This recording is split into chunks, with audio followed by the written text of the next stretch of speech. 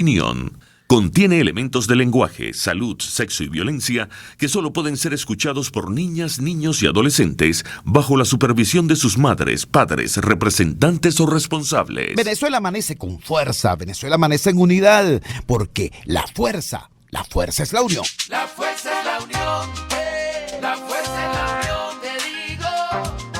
Venga toda Venezuela a organizarse.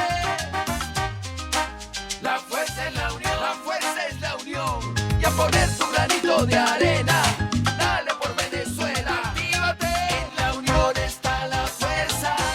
Por eso te digo que la fuerza es la unión. Muy buenos días. Bienvenidos todos a este su espacio, La Fuerza de la Unión, una tribuna abierta de la sociedad democrática venezolana para compartir con todos ustedes, más allá de cualquier distingo puntual, partidista o ideológico, la angustia, la preocupación, la justa indignación por lo que hoy está ocurriendo en nuestro país y también la certeza, la confianza, la esperanza de que trabajando juntos y que remando unidos en la misma dirección, seremos capaces de construir la Venezuela de trabajo y de respeto, la Venezuela con alimentos y con medicinas, la Venezuela con democracia y con libertad, que todos necesitamos y que ciertamente todos merecemos. Vamos a ver de inmediato cuál es el desayuno informativo que nos trae en esta madrugada del viernes 22 de junio nuestro aliado César Batis de elpitazo.com, acá en El Pitazo Madrugador. César, muy buenos días. ¿Qué tenemos hoy? Te escuchamos. ¿Aló?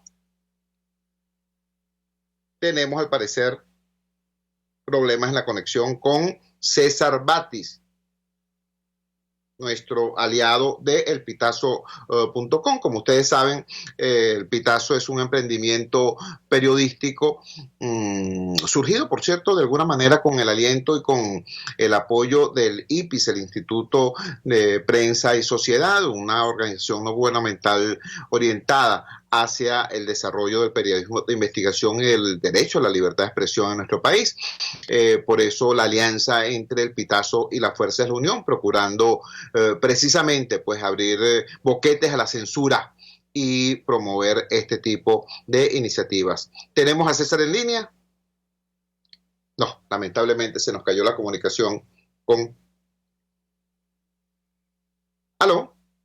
¿Está César en línea? Bueno, desafortunadamente no lo tenemos en línea. Trataremos de... Ah, caramba. Bueno, vamos a escuchar por fin el desayuno informativo de El Pitazo Madrugador. Muy buenos días, César, te escuchamos. Buenos días aquí a toda la audiencia. Este desayuno informativo lo comenzamos con esta noticia de salud. Venezuela acumuló 1.558 casos de sarampión entre enero y julio del 2018. Esto aparece reflejado en un informe de progresos de apoyo técnico que emitió el Comité Ejecutivo de la Organización Panamericana de la Salud. Por otra parte, conocemos en materia económica que por tercera vez en el año Maduro aumentó el valor de la unidad tributaria. A esta información de sucesos que se registró en el municipio de Sotillo del estado Anzoátegui, arrestan a un hombre por vender perros descuartizados en el mercado de Puerto La Cruz. También tenemos que trabajadores de la salud protestaron por salarios dignos en Capital de Guárico y conocimos en la noche de ayer un boletín de la Fiscalía General de la República que informa de la detención de 6 personas que fueron privadas de libertad por los hechos ocurridos la madrugada del sábado en el club Los Cotorros del Paraíso. Entre los detenidos hay 2 adultos y 4 menores de edad. Bueno, Chugo, esto es todo por hoy. Hoy vamos a tener una entrevista, por cierto, como adelanto, con el papá de David Vallenilla, joven que fue asesinado en las adyacencias de La Carlota, hoy justo un año en medio de las protestas del año pasado. Y también tendremos este domingo una entrevista con la gobernadora del estado Táchira, Lady Gómez. Esto es todo por hoy y nos pueden seguir, repito, como lo digo en otros días, a través de @elpitazotv. Muchas gracias. Muchas gracias a ti, César. Era César Batis, director de elpitazo.com. Destaco del conjunto de informaciones que nos regala este desayuno informativo 2. Ustedes recuerdan que hace apenas unos meses constituía todo un escándalo ver en las redes sociales imágenes y testimonios de ciudadanos en condición de calle, prácticamente indigentes, desollando perros en las calles para comérselos. Eso circuló, generó ciertamente alarma, sorpresa y estupor, pero caramba, de allí a escuchar esta noticia que nos acaba de dar César Batis. Fue detenido un ciudadano en Puerto La Cruz por vender en el mercado perros descuartizados. Discúlpenme, pero es una ley elemental de la economía. Si alguien estaba vendiendo eso, era porque alguien lo compraba. A ese nivel estamos. Otra noticia importante para abrir este viernes 22 de junio viene desde el exterior. Para hoy estaba prevista que la Oficina del Alto Comisionado de las Naciones Unidas para los Derechos Humanos presentara su segundo informe sobre la situación de los derechos humanos en Venezuela. Bueno, pues en efecto se ha presentado ya este informe. Recuerden que por la diferencia de hora, bueno, estos eventos ya están ocurriendo, aunque en Venezuela esté amaneciendo, y nos llega precisamente a través de la red. Esta información, Oficina del Alto Comisionado de las Naciones Unidas para los Derechos Humanos publicó nuevo informe, violaciones de los derechos humanos en la República de Venezuela. El informe se titula, para que tengan una idea, una espiral descendente que no parece tener fin. Bueno, vamos de inmediato entonces con lo que es el tema de fondo de este primer segmento de La Fuerza de la Unión, hoy viernes 22 de junio. Ustedes ya nos han escuchado acá hacerle seguimiento a una situación que lamento y denuncio que no haya tenido mayor cobertura y mayor atención por parte de la mayoría de los medios, tanto impresos como electrónicos en este país, que es la situación que está ocurriendo en el sur de Venezuela, concretamente en el municipio Gran Sabana. Allí, gracias a la voz valiente del diputado Américo de Gracia, se conoció la masacre, el asesinato de 5 dirigentes de la etnia Pemón a manos de un grupo irregular, presumiblemente el Ejército de Liberación Nacional, el grupo guerrillero colombiano. Luego se conoció de un vasto operativo militar y policial, pero no contra los asesinos, sino contra los pemones. Y en el desarrollo de esa situación de tensión se produjo la toma por parte de la etnia Pemón, de activistas, ciudadanos y capitanes de la etnia Pemón, de la casa presidencial que queda en Santa Elena de Guairén, una casa donde el presidente de la República puede hacer vacaciones cuando así lo disponga. Bueno, resulta que yo debo reconocer y debo admitir ante ustedes que nosotros pensamos que la toma de esta casa presidencial tenía que ver con la protesta por los 5 indígenas asesinados. Resulta que va más allá. Resulta que, de acuerdo a información que dio ayer el líder de la etnia Pemón, Ricardo Delgado, la historia es más profunda. Resulta que en los alrededores de esta casa presidencial empezaron a pulular civiles armados, civiles extraños a la zona, portando armas de guerra de alta potencia. Los capitanes de la etnia Pemón se dirigieron a las autoridades para preguntar, bueno, quiénes eran esas personas. Y la respuesta que recibieron del gobierno es, mira, no sabemos quiénes serán. Ante esa situación, los indígenas, los capitanes de la etnia Pemón, actuando con más responsabilidad, por cierto, que las autoridades formales del Estado, pero dijeron, si la casa presidencial está siendo asaltada o visitada por estos sujetos extraños armados, hay que protegerla. Y resulta que los pemones entonces se hicieron un acto de presencia y tomaron la casa presidencial. Y dentro de la casa presidencial se encontraron con que hay 2 habitaciones selladas. Y entonces sí aparecieron representantes del gobierno intentando negociar con los pemones para que les dieran un día para sacar lo que estaba en esas 2 misteriosas habitaciones. Esa es la información que en el día de ayer vertió a través de la red social Twitter el dirigente de la etnia Pemón, Ricardo Delgado. Esta situación es delicada porque tenemos conocimiento de que hoy va a estar en la frontera de Bolívar con Brasil, de Venezuela con Brasil, el presidente Richard Temer, el presidente Temer de Brasil, y temen algunos que en el contexto de esta situación, aprovechando eso como una distracción, se produzca un asalto de fuerzas de seguridad a la casa presidencial. Era la situación hasta ayer en horas de la tarde. Vamos a actualizar de inmediato qué estará ocurriendo con precisamente el líder de la ECNA Pemón, Ricardo Delgado. Ricardo, gracias por atender nuestra llamada madrugadora. ¿Cuál es la situación en este momento en la casa presidencial de Santa Elena de Guairén? Te escuchamos.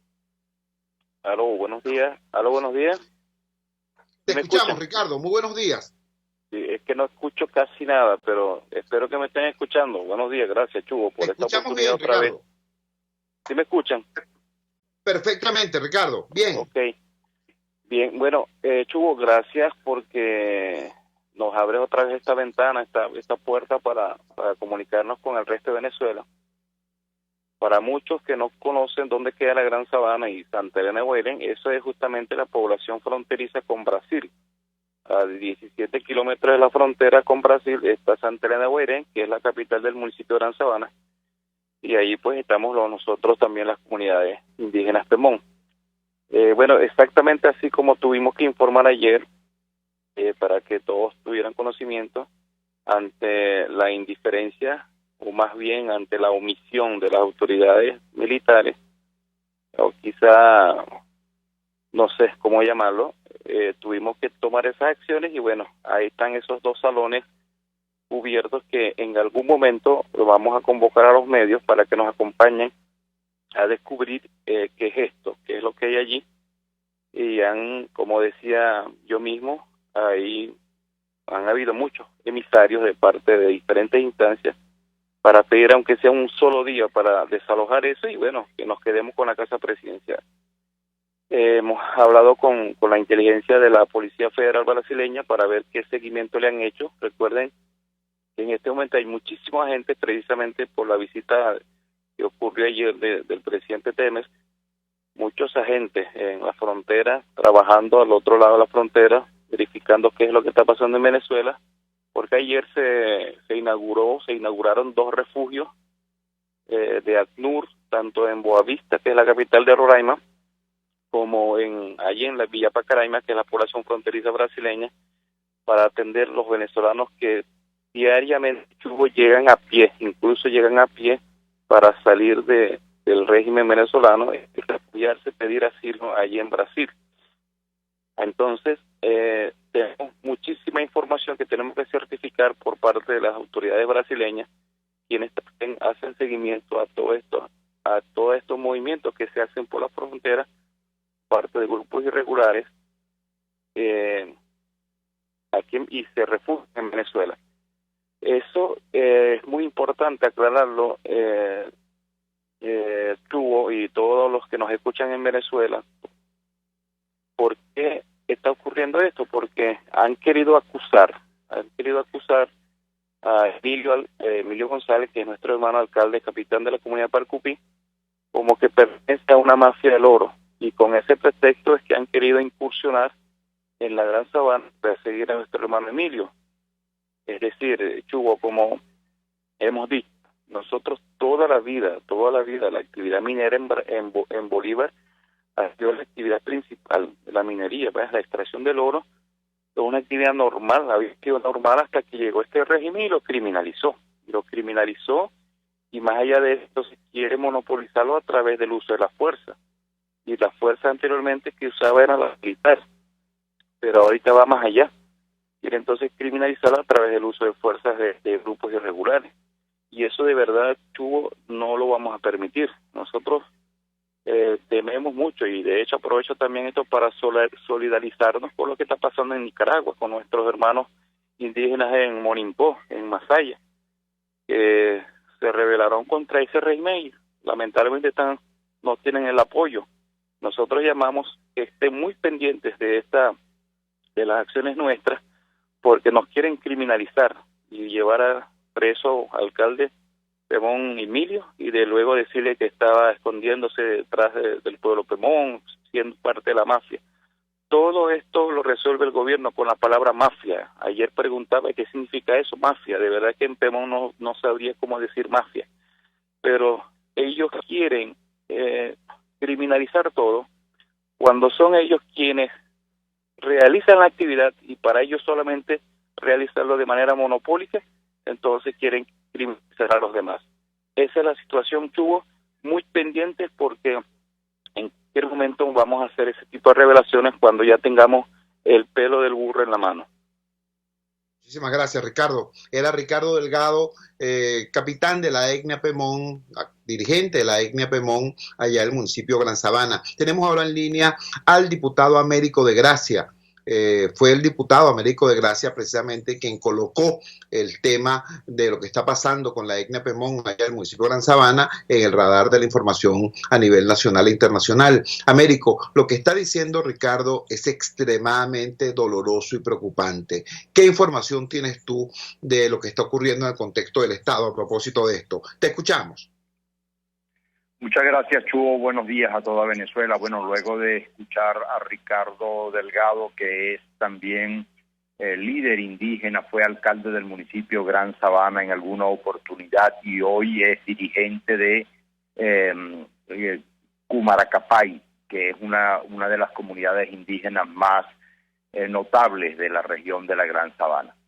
Bueno, mira, lo que se oculta detrás de esas dos habitaciones selladas, como bien lo dijo, en la casa presidencial, construida en alguna oportunidad en el primer gobierno de Rafael Caldera. En esas dos habitaciones se presume pues que hay oro, hay dólares, hay droga, hay armas. O sea, eso es lo que se comenta de manera expresa por toda la comunidad y por supuesto los grupos armados irregulares que incluso merodeaban pues la zona, tal como lo ha señalado Ricardo Delgado. Lo otro importante en ese caso es que el mayor general de Indiobras, Manuel Díaz Ortiz, que es el supuesto personaje que tienen adiestrando para ocupar el cargo de alcalde interino de la Gran Sabana, también operaba vulgarmente, silvestremente, desde ese centro de operaciones llamado la Casa Presidencial, ubicada en el sector indígena de Manacrí, en Santa Elena de Guairé.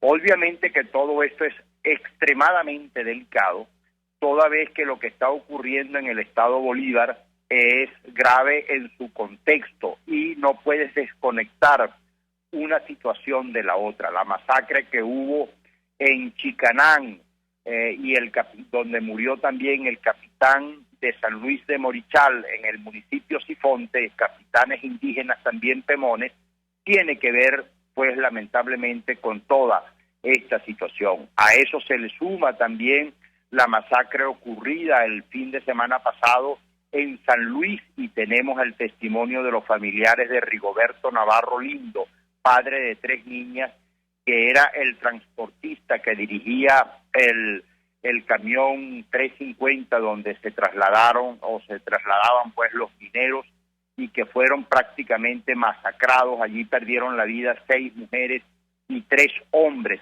en ese puesto, masacrados por las Fuerzas Armadas Nacionales. O sea, todo esto no se puede desconectar ni se puede descontextualizar lo que está ocurriendo en la Gran Sabana, en Sifonte, el ELN, la operación del DGCIN, del CICPC, del SEBIN, del FAES, de la OLP, o sea, todo esto va concatenado uno con otro. Y por supuesto que las mafias del oro fueron sembradas por este régimen con esa característica. Y hay una característica bien importante que hay que resaltar. La denuncia hecha por el alcalde Emilio González, que a su vez es un capitán indígena de Parcupí, que es una comunidad indígena del sector, pero que es alcalde del municipio de Gran Sabana y es también dirigente indígena Pemón. Y es que uno de los miembros que está hoy cartelizado y buscado y a quien se les asocia como prácticamente miembro de la mafia del oro, que es un tal Toñito, se mostraron fotografías justamente de Toñito, nada más y nada menos que en compañía de Nicolásito, que es el hijo de Nicolás Maduro. O sea, esto es un tema que pica y se extiende y que por supuesto nosotros le pedimos, y yo quiero agradecerte personalmente a ti, Chuo, a La Fuerza es la Unión, a Radio Caracas Radio, que nos ha acompañado en este tipo de denuncias para poder poner de manifiesto y en evidencia lo gravísimo que está ocurriendo en el estado Bolívar en el marco del arco minero del Orinoco, la incursión de los irregulares colombianos, toda vez que estos son temas invisibilizados y son temas lamentablemente prohibidos en los grandes canales de televisión venezolanos. No se menciona, no se aupan, no se preguntan, no se abordan, no se tratan justamente, algunos porque están directamente involucrados en la actividad minera. Estoy hablando dueños de canales de televisión.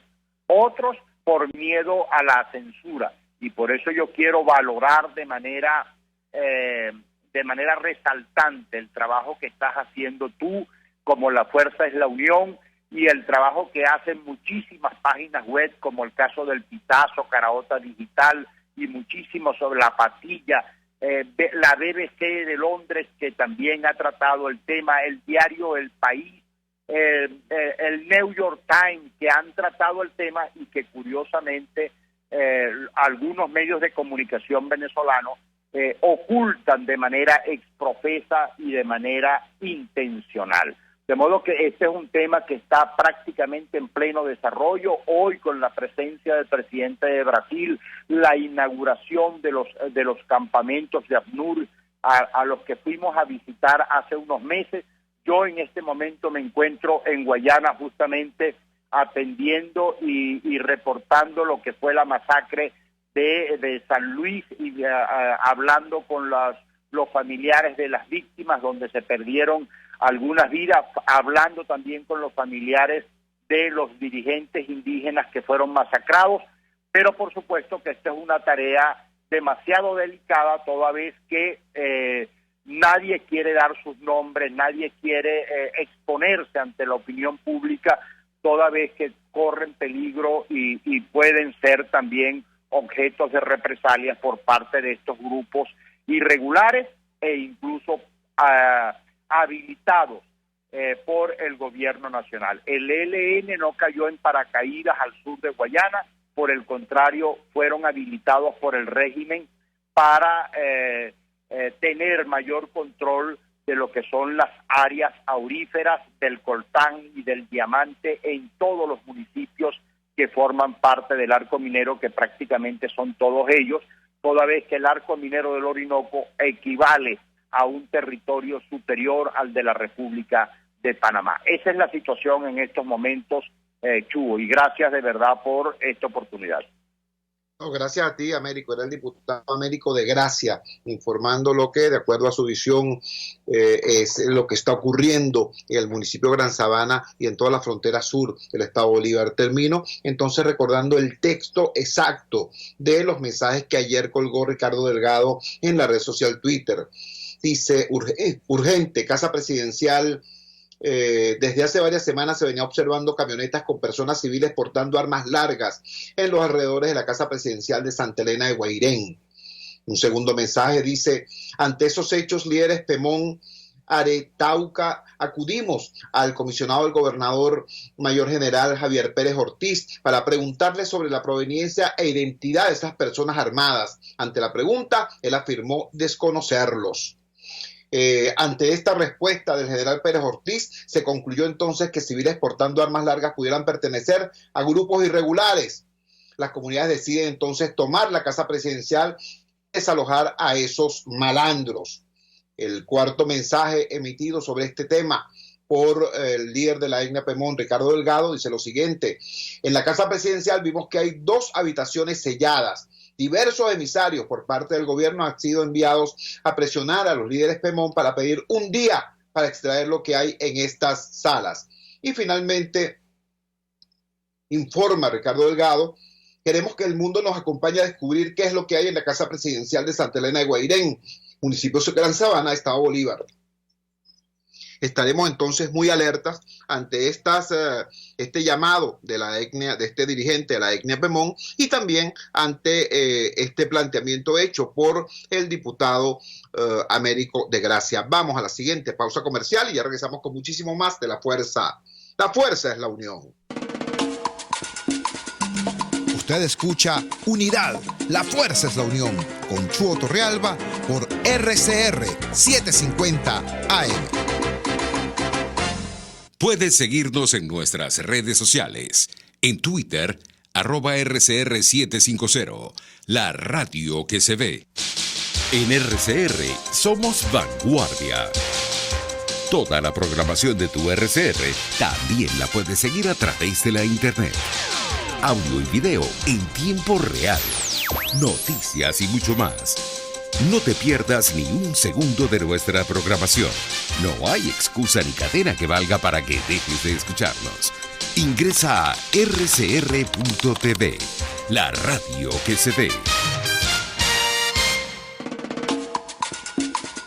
Opinión, ideas en debate. Usted escucha a Chuo Torrealba en Unidad, la fuerza es la unión, por RCR. Regresamos a La Fuerza es la Unión.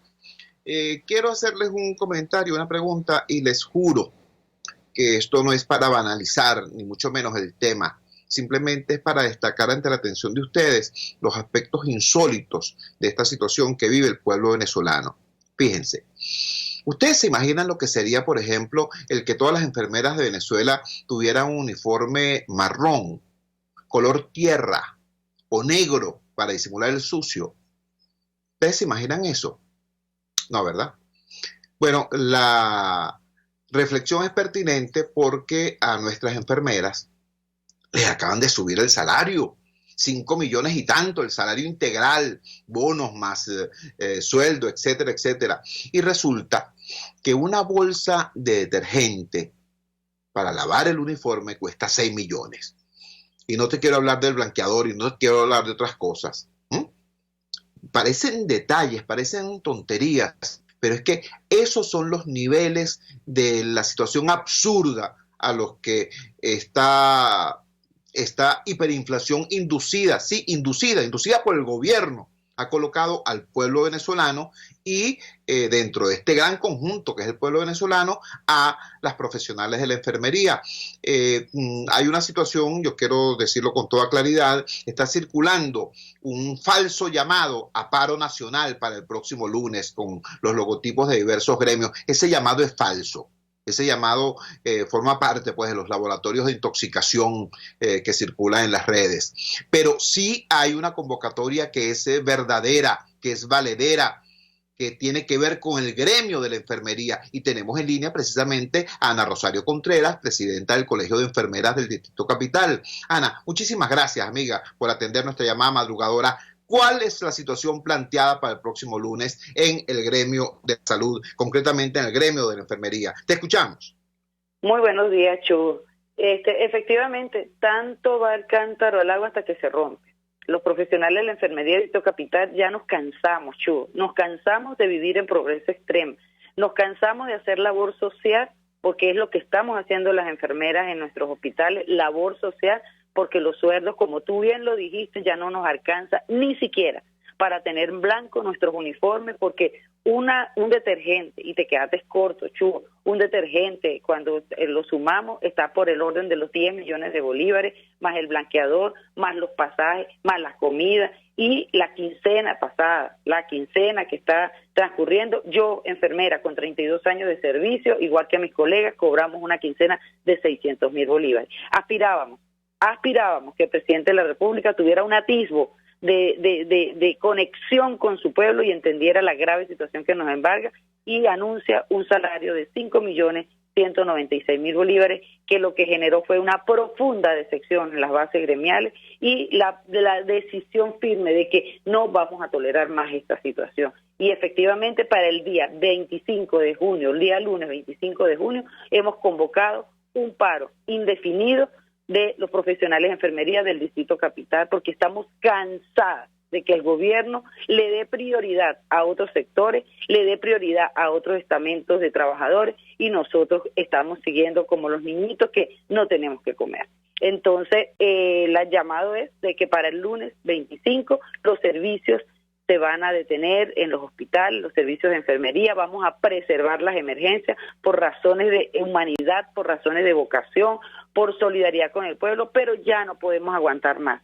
Y por eso nosotros hemos decidido, y esta convocatoria es cierta, esto no es laboratorio del gobierno, vamos a paralizar nuestros servicios para ver si el gobierno de esta manera entiende que los profesionales de la enfermería somos ciudadanos venezolanos, que merecemos un salario digno y que merecemos tener insumos en nuestros hospitales, cosa que sigue la grave situación de insumos y medicamentos, poniendo en riesgo la vida de los pacientes. Y de no atender el llamado que estamos haciendo, esta alerta que estamos haciendo, Chugo, tenemos que vernos en la obligación de renunciar a nuestros cargos y dedicarnos a hacer otras actividades que a lo mejor nos van a permitir darle a nuestros familiares alimentación y una calidad de vida.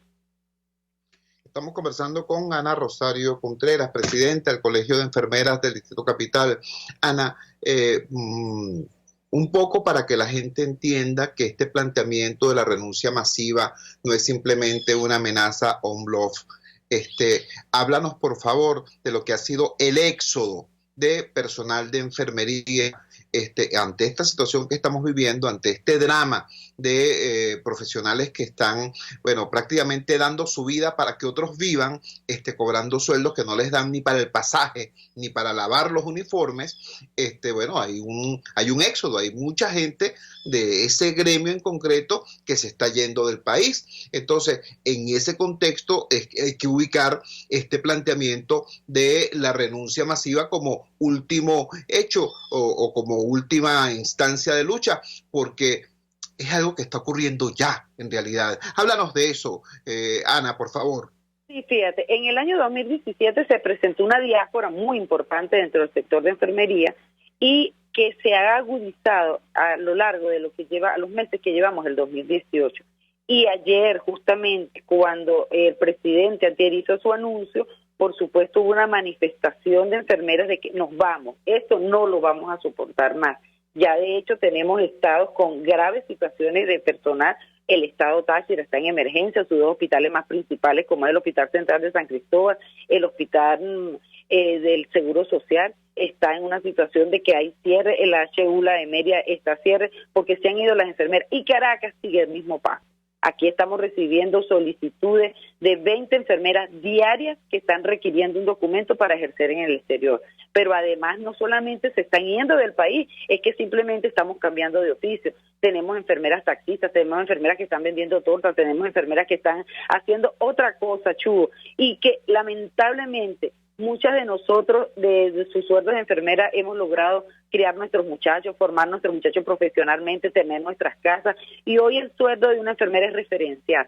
Simplemente decimos que trabajamos, pero no hay esa contraprestación que sería un salario digno. Y esto, pues, así como el anuncio del presidente lo que hizo fue activar el espiral inflacionario, porque ya hoy amaneció todo con precios elevadísimos, pues también ha ratificado la decisión de muchas enfermeras de que o nos mejoran los sueldos, Chugo, o nos dan un sueldo que nos permita vivir con calidad de vida, así como lo tienen los policías nacional bolivarianos. Un policía nacional bolivariano raso en este momento tiene 26 millones de bolívares. Eso no es, y lo podemos ver comprobado con las mismas testimoniales de nuestros compañeros policías, y nosotros decimos, sí, la seguridad es importante, la educación es importante, pero la salud también es importante. Si aquí se ha tenido la consideración con los policías nacional bolivarianos, nosotros pues aspiramos que también el gobierno nacional entienda que los trabajadores, y no solamente enfermería, los trabajadores del sector salud en general, merecemos que el gobierno atienda nuestras peticiones, o simplemente nos veremos en la penosa obligación de cambiar de profesión, de cambiar de oficio, o simplemente decidiremos irnos del país. Y esto pues traería profundizaría, mejor dicho, la crisis tan terrible que en este momento está viviendo el sector salud, pero que nosotros como ciudadanos, como madres de familia, en su gran mayoría las enfermeras tenemos que asumir ser padre y madre de nuestros hogares. No podemos continuar en esta terrible situación y con un gobierno, con un presidente que pareciera que no está conectado con la grave crisis económica que está viviendo el pueblo venezolano. Queremos agradecerte vivamente que nos hayas regalado estos minutos. Fue Ana Rosario Contreras, presidenta del Colegio de Enfermeras del Distrito Capital, anunciando que el próximo lunes estalla un paro indefinido de enfermeras en la región capital, en virtud de la terrible situación que están experimentando. Y anuncian además que si esa acción, una acción ciertamente drástica, extrema, no tiene resultados, ellas están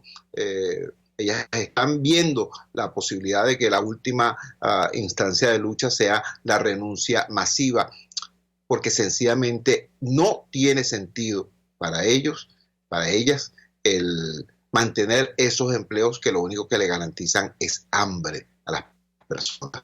Esto es una situación extremadamente grave, y me esmeré en que Ana Rosario Contreras nos ubicara en el contexto para que se vea que no se trata de amenazas, el tema del paro así o de la renuncia ya. No, es que ya está ocurriendo. Hay el paro por la vía de los hechos, porque o no tienen con qué llegar a su puesto de trabajo, porque no tienen con qué pagar el pasaje y porque el transporte no existe, ¿no? O si logran llegar a su centro de trabajo, no hay con qué trabajar porque no hay insumos, ¿no? Entonces hay una situación de paro técnico generada por el gobierno, y el tema de la renuncia masiva, bueno, es que ya se está produciendo el éxodo de profesionales en el área concreta de la enfermería y en muchísimas otras, ya se está produciendo. Entonces, entiéndase, es una situación extremadamente grave y debería tener algún tipo de respuesta por parte de un gobierno que, como nos lo dice Ana Rosario Contreras, privilegia la represión, pero no la calidad de vida del ciudadano. Vamos a la siguiente pausa comercial y ya regresamos con muchísimo más de La Fuerza. La fuerza es la unión. Les estamos presentando Unidad. La fuerza es la unión. Solo por RCR 750 AM. En la Gran Feria Santo Cristo de la Grita no solo consigues verduras, frutas y hortalizas cultivadas en los páramos andinos, también te ofrecen pan andino, café, ajos pelados, azúcar, papelón y mucho más. Acércate los viernes y sábados a la avenida Francisco Pimentel de Santa Mónica, al lado de la Casa Comunal, para comprar calidad al mejor precio. Gran Feria Santo Cristo de la Grita, economía y calidad.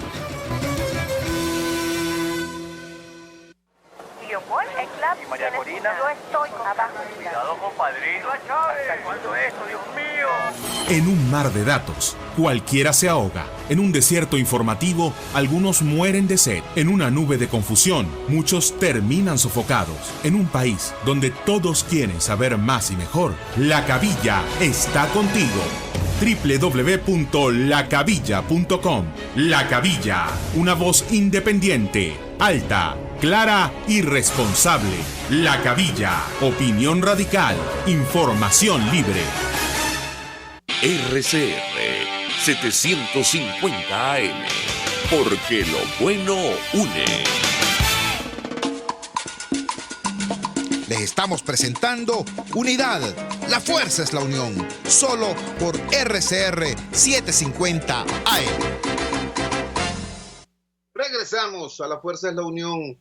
Me dio dolor cuando, escuchando a Ricardo Delgado desde la Gran Sabana y a Américo de Gracia desde Guayana, nos decían que, bueno, Michel Temer, el presidente brasileño Michel Temer, estuvo en la frontera inaugurando los campamentos de refugiados para atender a los venezolanos que llegan allá muertos de hambre, enfermos, dolidos, con la familia fracturada, huyendo, no de un terremoto, no de un tsunami, no de una guerra civil, no, huyendo del chavo madurismo, huyendo de esto que algunos llaman revolución y que en realidad es una involución brutal. Es muy duro, es muy duro. Eso forma parte de ese fenómeno que algunos llaman ahora la diáspora. a diáspora venezolana. El pasado miércoles fue el Día Mundial del Refugiado. Recordemos que de acuerdo a una resolución del Alto Comisionado de las Naciones Unidas para los Refugiados, desde el día 12 de marzo de este año, todos los migrantes venezolanos tienen la condición de refugiados. Por eso tenemos que decirlo, pues el pasado miércoles 20 fue el Día Mundial también del migrante venezolano. La diáspora, como Venezuela, es disímil, es diversa, y se han generado desde ese espacio también muchísimas reflexiones muy importantes, muchos planteamientos muy importantes. Esta semana se estrenó un documental dirigido y producido por Gustavo Tobar, y también se produjo la circulación de un libro producido por o escrito por dos venezolanos, dos excelentes profesionales venezolanos, sobre este tema, sobre esta reflexión necesaria de lo que está ocurriendo en nuestro país y de lo que está ocurriendo con los venezolanos en el mundo. Los autores son Francisca Gil. Francisca es experta en psicología organizacional e industrial y vive en Phoenix, Arizona. Y el otro coautor es Vladimiro Mujica. Él es químico y trabaja en un área de la química que prácticamente se roza con la física, que es la nanotecnología. También está residenciado en Phoenix, Arizona. Y queríamos conversar con ellos sobre esta obra, sobre este libro que plantea esta reflexión. Empecemos, por supuesto, con las damas. Empecemos con Francisca Gil. Francisca, te escuchamos. ¿Cómo describirías tú esta obra, este libro, esta reflexión que le propones a los venezolanos dentro y fuera de nuestras fronteras? Te escuchamos. Buenos días, Chuo. Te saluda Francisca Gil, la coautora del libro La Rayuela de Pablo, desde la diáspora venezolana en Phoenix, Arizona, desde un exilio obligado. Un cordial y fraternal saludo para todos los venezolanos y a quienes nos escuchan en estos momentos. Les comento un poco del libro La Rayuela de Pablo, un laberinto de reflexiones sobre Venezuela. Está escrito en la Limón con el doctor Vladimiro Mujica. Es un libro de profundas reflexiones, Chuo, donde se destacan aspectos de psicología social, historia, cultura y política venezolana. Un libro inspirado en mis encuentros oníricos con el apóstol Pablo y el versículo bíblico Filipenses 4:8, donde Pablo nos exhorta a pensar en todo lo verdadero, lo honesto, lo puro, lo amable, lo de buen nombre, lo virtuoso, lo digno de alabanza. Es un libro que te invita a repensar a Venezuela y trata de responder una pregunta. ¿Cómo nos metimos en esto? ¿Cómo llegamos a esta crisis política humanitaria y a un trauma psicológico social colectivo? Hoy me gustaría hablar un poquito con todos ustedes, el último, y como psicóloga siento una gran responsabilidad hacerlo. Nosotros, los venezolanos, no tenemos condiciones de inmigrantes. Nos hemos acostumbrado a recibir inmigrantes, pero nunca nos había tocado a nosotros abandonar la calidez de nuestra tierra, que ahora está secuestrada en manos de criminales y ha obligado a muchos, a millones, a salir de ella. Todos los venezolanos vivimos con un dolor muy profundo, Chugo. Quiero hacerles un llamado de no perder la fe y que sea ese dolor nuestra energía para prepararnos desde cualquier lugar del mundo. Y como dice la Rayuela de Pablo, así como otras naciones han superado las secuelas de regímenes totalitarios, nosotros también lo superaremos. Los venezolanos tenemos muchos defectos, pero tenemos más virtudes. Y como menciona también la Rayuela, les voy a leer un pedacito para culminar. En un hermoso poema cuya autoría se atribuye al poeta Rafael Cadenas, Venezuela queda ahora en muchos sitios y la reconstrucción de nuestro país será una tarea conjunta de quienes se quedaron y de quienes nos fuimos. Y esto ahora lo agrego yo para ustedes ahorita. No pierdan la fe a todos esos padres que no tienen a sus hijos al lado, a todos nosotros que estamos lejos de Venezuela. No perdamos la fe. Vamos a prepararnos, vamos a educarnos, vamos a defender la democracia de los sitios donde estamos.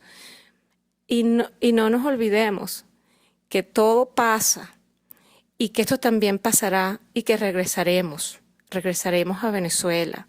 Ya no tendremos la Venezuela de cuarta ni de quinta, tendremos una mejor Venezuela. Y la unidad, sí lograremos la unidad. Una unidad de corazón, de hermandad, de venezolanos reconstruidos para poder tomar a la nueva Venezuela en nuestros brazos y poder vivir en paz y en armonía como hermanos que somos. Un fuerte abrazo, Chuo, un cordial, fraternal saludo nuevamente para todos ustedes, quienes los quiere.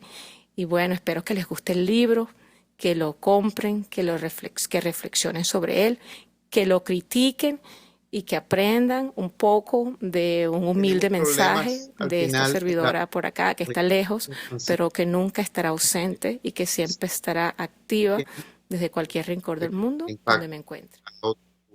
Palabras en la audiencia es importante. Estoy viendo reacciones en el Periscope, estoy viendo reacciones en Instagram, estoy viendo reacciones en Facebook de gente que nos sigue, por cierto, desde más allá de nuestras fronteras, expresando cómo están conmovidas pues, por este planteamiento que estás haciendo. Escuchemos ahora lo que nos puede decir el otro coautor de La Rayuela de Pablo. Repito, es el científico venezolano Vladimiro Mujica.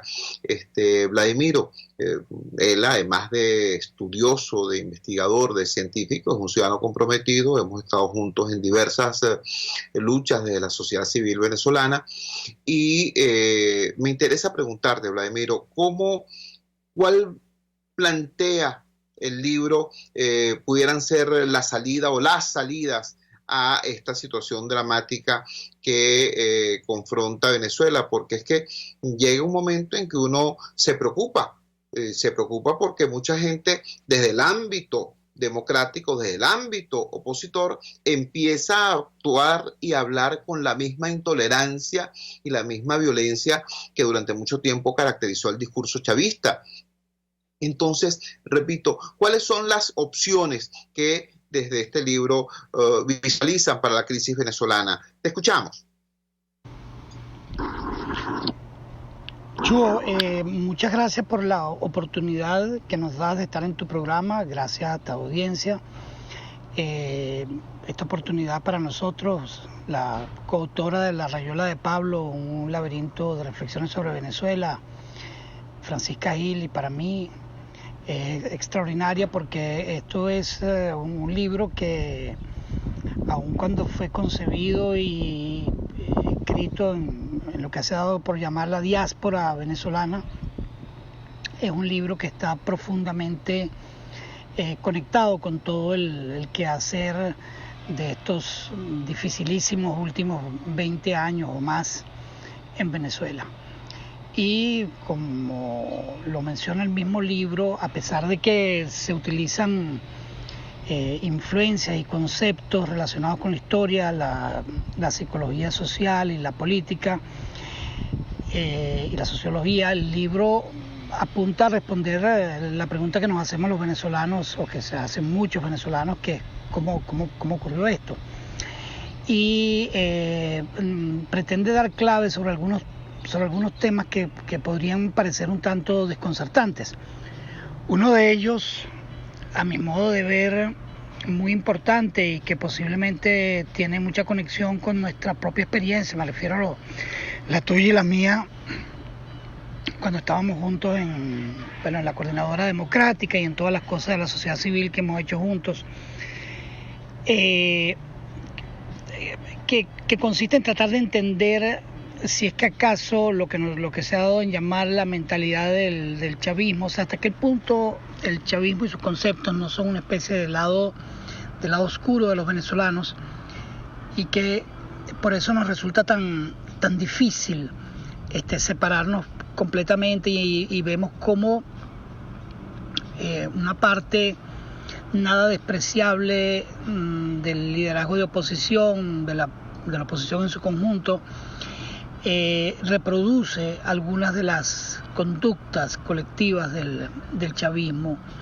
Y eso que lo digo de la manera, aunque pudiera no parecerlo, de la manera más constructiva posible, es un elemento que nosotros tenemos que terminar por entender, porque son los errores de la oposición. Es mucho más importante entenderlo para nosotros que lo que está haciendo el chavismo o el madurismo, que ya está perfectamente diagnosticado. Lo que ellos hacen es un intento de preservarse en el poder a todo evento, mientras que los errores nuestros son mucho más costosos, porque nos impiden avanzar en todo el proceso de recuperación del país. Por otro lado, en relación a tu pregunta de hacia dónde se mueven las cosas, y qué es lo que el libro señala en esa dirección. El libro no tiene ninguna respuesta mágica, por supuesto, a una situación tan compleja.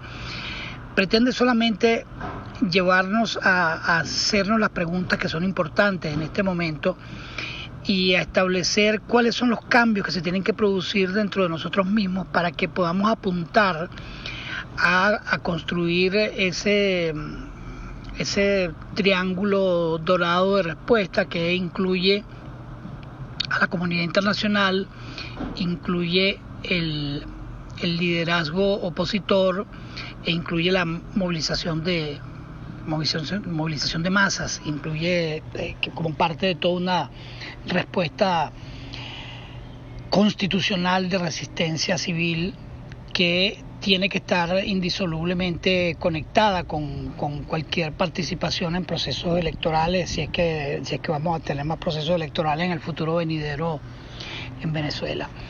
Y por otro lado, el tema de que avanzar hacia la unidad no es opcional, es decir, nosotros no tenemos ninguna posibilidad de enfrentarnos a lo que tenemos en Venezuela y el autoritarismo y la tiranía que tenemos en Venezuela, que recurre literalmente a cualquier recurso, si no nos unificamos nosotros de una manera muy profunda, y eso incluye tolerar las diferencias y entender que la tarea que tenemos por delante es mucho mayor y que nosotros no tenemos enemigos ni adversarios al lado, sino enfrente.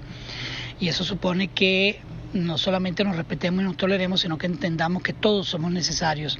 Y eso incluye de manera particular combinar los efectos, las acciones de los venezolanos en la diáspora con los venezolanos que están todavía en Venezuela. Bueno, te reitero mi agradecimiento por la oportunidad por estar acá. Un abrazo. Vladimiro, el agradecido nosotros era Vladimiro Mujica, científico venezolano residenciado en Phoenix, Arizona, quien junto con Francisca Gil redactó este libro, La Rayuela de Pablo. El nombre del libro hasta su nombre es interesante. Rayuela es esta obra de Julio Cortázar, escrita de una manera que permitía prácticamente empezar a leer el libro por cualquier parte. Simulaba de esa forma el juego Rayuela, que aquí en Venezuela conocemos como pisé. Tú podías empezar a saltar los cuadros del juego de acuerdo a donde ibas. Plantea de esa forma la situación venezolana, que es tan multiforme, tan llena de aspectos y de situaciones que a veces es ciertamente desconcertante, y se llama La Rayuela de Pablo porque, como nos explicaba Francisca Gil, parte del libro, el libro arranca con una conversación tenida en sueños por la autora con San Pablo a propósito de cierta epístola del apóstol. Me llama sobremanera la atención el planteamiento que hace Vladimiro Mujica al final sobre la necesidad de superar al chavismo no solamente como partido, no solamente como movimiento, no solamente como costra burocrática o cleptocracia, sino además como cultura, nos dice Vladimiro, tenemos que entre nosotros, los demócratas, respetarnos y aprender a procesar nuestras diferencias de manera distinta a cómo el chavismo destruye a todo el que no se encuadra en su pensamiento único. Es decir, nosotros, los demócratas, no podemos actuar de la misma manera como actúan ellos frente a, por ejemplo, la diversidad de opiniones. Frente a los pistoleros del chavismo, nosotros no podemos responder con los cabilleros de la oposición, para decirlo de alguna manera sencilla, que se entienda. Ese planteamiento de Vladimiro Mujica es central para el futuro, porque yo insisto en un punto. Nosotros no estamos enfrentando ni a un partido, ni a un grupo, ni a un movimiento político, no. Nosotros estamos enfrentando una variante delictual del petroestado. Y la única cosa más poderosa que el petroestado es la sociedad, pero una sociedad unida que sepa para dónde va. Una sociedad unida y con dirección, con hoja de ruta, con dirección colectiva, con estrategia. Eso es la única cosa más poderosa que el petroestado. Entonces, los venezolanos demócratas queremos un cambio para bien. Por ejemplo, un venezolano querido por muchísima gente, un venezolano querido y respetado por todo el país, como es nuestro querido amigo Laureano Márquez, humorista y politólogo. Bueno, en estos días fue prácticamente linchado en las redes sociales. ¿Y quién linchó a Laureano Márquez? Lo hizo el G2, lo hizo el gobierno, lo hizo el PSUV, lo hizo Diosdado. No, chico. Lo lincharon los supuestos opositores radicales. ¿Por qué? Bueno, porque Laureano Márquez en algún momento dijo que él cree que el voto es un instrumento muy importante para la lucha de los demócratas venezolanos. Imagínate tú. Entonces, conecto esta reflexión que plantea Vladimiro Mujica con esta situación terrible ejemplificada en este linchamiento moral y electrónico contra Laureano Márquez, a quien reitero, por cierto, mi palabra de solidaridad, afecto, cariño y respeto. Trabajamos para ustedes en la dirección general de la emisora, Jaime Lestares. En la producción de este espacio estuvo Marianela Castillo, al frente de los controles estuvo César Arteaga. Habló para ustedes su amigo, comunicador popular, activista social, ciudadano en lucha por la democracia y por la libertad, Jesús Chuo Torrealba. Ahora más que nunca, fuerza Venezuela, porque la fuerza es la unión. RCR presentó Unidad, la fuerza es la unión, con Chuo Torrealba, solo por RCR 750 AM.